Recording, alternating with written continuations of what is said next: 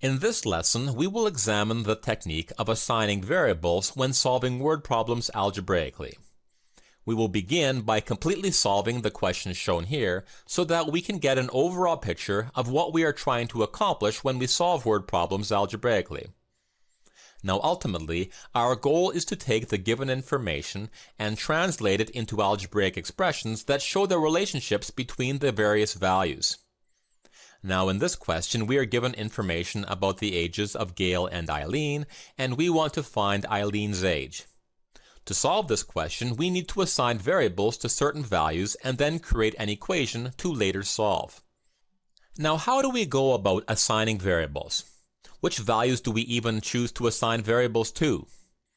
Well, there are several guidelines that we can use to help us. One guideline is to consider writing a word equation. Here's what I mean by a word equation. The question tells us that the sum of the two ages is 66. So we can write Eileen's age plus Gail's age equals 66.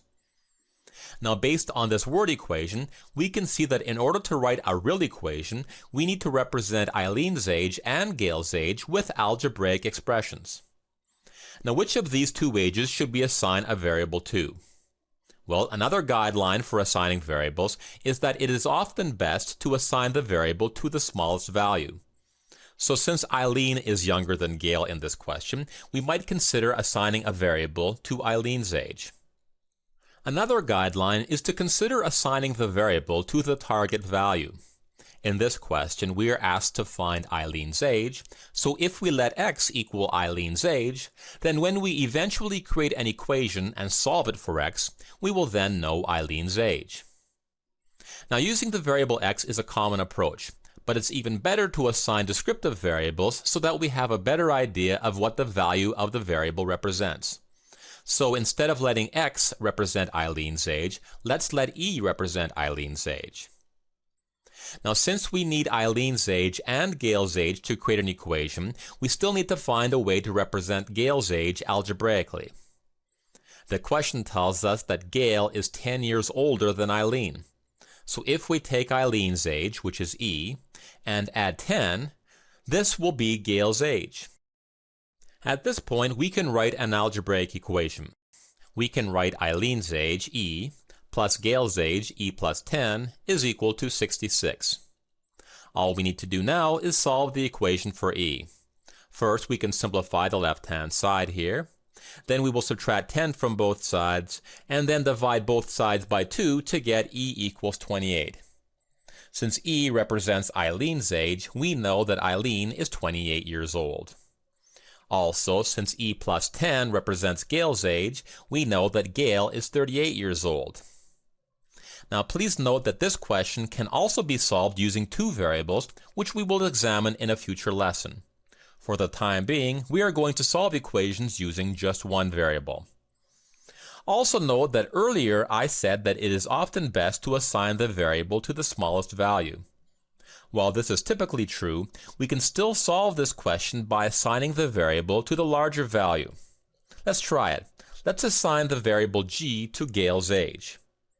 Now Gail is 10 years older than Eileen, which means that Eileen is 10 years younger than Gail. So if g represents Gail's age, then Eileen's age will be 10 years less, which we can write as g minus 10.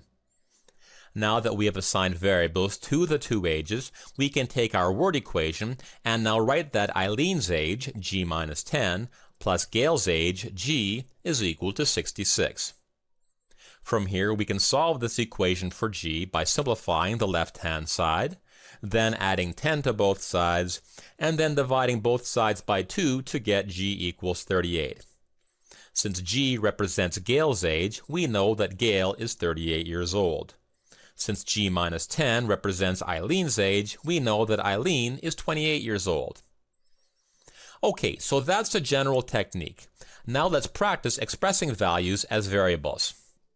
For example, if we are told that there are twice as many cats as dogs, how can we assign variables to the number of cats and the number of dogs?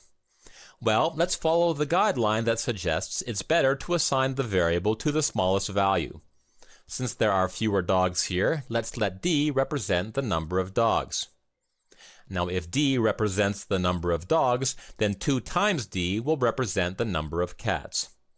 Once again, please note that we are not required to assign the variable to the smallest value. We could also have let C represent the number of cats, and since there are twice as many cats as dogs, the number of dogs will be 1/2 times C.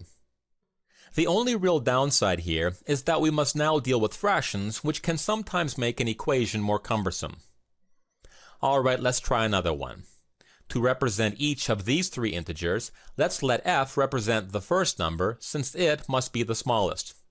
Since we are dealing with consecutive integers here, each number is 1 greater than the number before it. So the second number will be f plus 1, and the third number will equal f plus 2. Alright, what about this one? How do we assign variables to 4 consecutive odd numbers? Well, notice that each consecutive odd number is 2 greater than the number before it. So if we let f represent the first number, then the second number will equal f plus 2, the third number will equal f plus 4, and the fourth number will equal f plus 6. Now in this next example, we are told that the 2010 population was 10% greater than the 2009 population. Since the 2009 population is smaller, let's first let n represent this population. Now if the 2010 population is 10% greater, then we can let 1.1 times n represent the 2010 population. In this next example, we are given information about the relationships between the ages of Larry, Mo, and Curly. Since Mo appears to be the youngest person here, let's let m equal Mo's age. Since Larry is 5 years older than Mo, we can say that m plus 5 represents Larry's age, and now Curly is twice as old as Larry. So if we take Larry's age, which is m plus 5, and then multiply it by 2, this will be equal to Curly's age. Okay, let's try one more. In this question, it is unclear how we might assign variables. Now before we begin assigning variables, we should examine the question and look for any relationships that exist between the values. For this question, we should recognize that each person's contribution is related to the cost of the gift. Maya contributed $7 more than 1/3 the cost of the gift. Clara contributed $10 less than half the cost of the gift. And Tom contributed 20% of the cost of the gift. Since each contribution is given as a relationship to the cost of the gift, let's let G represent the cost of the gift. Now Maya contributed $7 more than 1/3 the cost of the gift. So let's take the cost of the gift and first divide it by 3. This represents 1/3 the cost of the gift. And we are told that Maya contributed $7 more than 1/3 the cost of the gift. So if we add 7 to this, we now have an expression that represents Maya's contribution. Now let's deal with Clara, who contributed $10 less than half the cost of the gift. So first, let's write G over 2 to represent half the cost of the gift, and then we will subtract 10 from this to get Clara's contribution. Finally, if Tom contributed 20% of the cost of the gift, we can say that 20 over 100 times G is equal to Tom's contribution. Okay, that's enough practice assigning variables. Let's summarize. In this lesson, we learned some guidelines for assigning variables.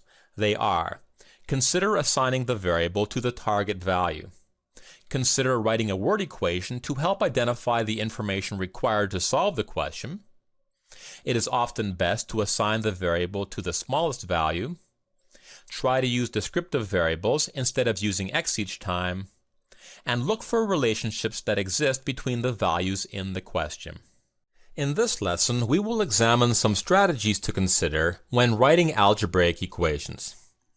Now, in the previous lesson, we examined this question here regarding the ages of Larry, Mo, and Curly.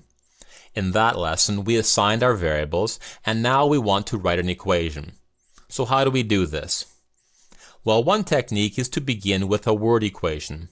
The question tells us that the sum of their ages is 95, so we can write the word equation Mo's age plus Larry's age plus Curly's age equals 95.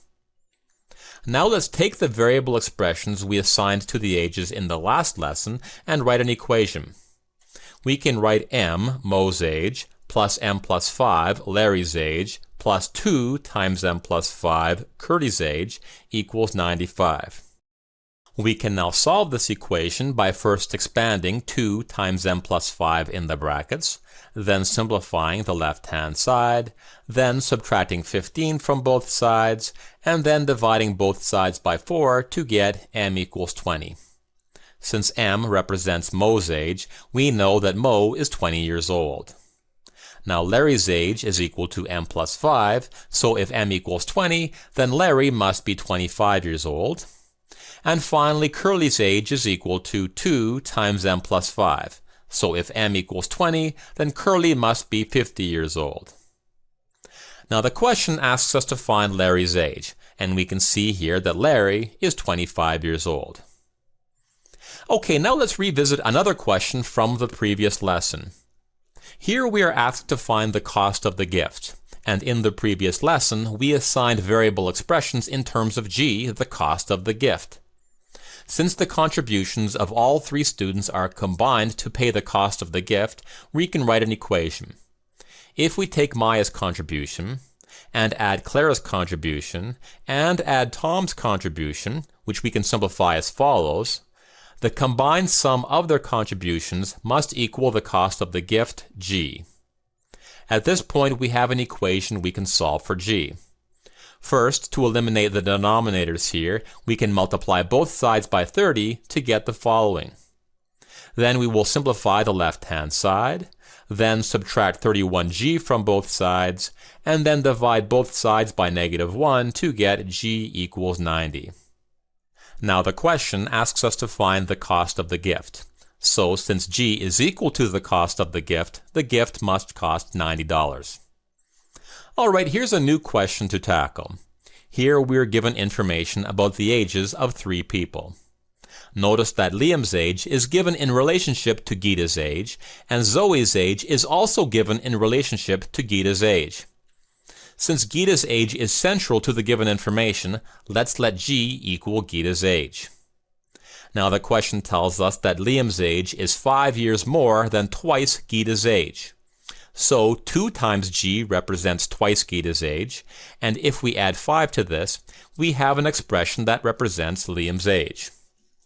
Next, we are told that Zoe's age is 13 years less than 10 times Geeta's age. Now 10 times G represents 10 times Geeta's age, and if we subtract 13 from this, we have an expression that represents Zoe's age. Now that we've assigned variable expressions to the three ages, we want to write an equation. How do we do this? Well, our last piece of information tells us that Zoe is 3 times as old as Liam. So here is Liam's age, and here is Zoe's age. Now these two ages are not equal, since Zoe's age is 3 times Liam's age. Our goal is to make these two values equal so that we can create an equation. At the moment, Zoe's age is 3 times Liam's age. So if we take Liam's age here and multiply it by 3, then these two values will now be equal, which means we now have an equation that we can solve for G. First, we can expand the left-hand side, then subtract 6g from both sides, then add 13 to both sides, and then divide both sides by 4 to get g equals 7.